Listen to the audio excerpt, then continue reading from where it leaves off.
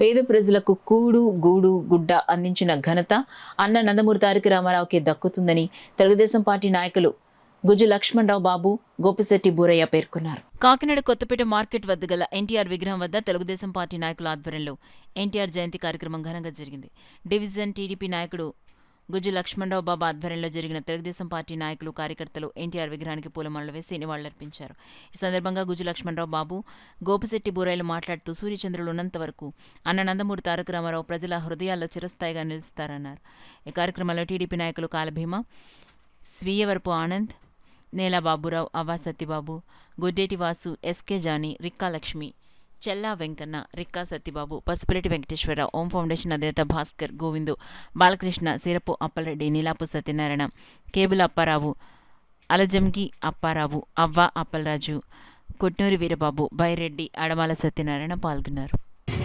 అన్నగారు ఆ రోజు కూడు గుట్ట నీరు అనేసి కార్యక్రమం విధానంతో వచ్చి ఈ పార్టీని బలోపేతం చేసి ఈ రాష్ట్రాన్ని మా నారా చంద్రబాబు నాయుడు గారికి అధ్యక్షుడు. ఆయన ఆశీస్సులతో ఇవాళ మా కొండబాబు గారి ఆశీస్సులతో ఇక్కడ కార్యక్రమం చేసుకుంటున్నాం.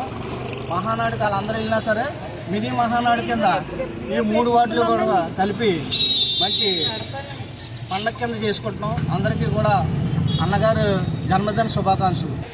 102వ జయంతి సందర్భంగా 33, 32, 35వ వార్డు కార్యకర్తలే కాదు, మొత్తం 50 మంది కాకినాడ ప్రజలందరూ కూడా తెలుగుదేశం పార్టీ ఒక విధి విధానాలని ఆ రోజు ఢిల్లీ వీధుల్లో తెలుగువాడి జాతిని ఒక కొలిక్కి తీసుకొచ్చి తెలుగువాడు అనేవాడిని ఒక సింహంలా నిలబెట్టిన మా నందమూరి తారక రామారావు గారిది ఇది 102వ వర్ధంతి.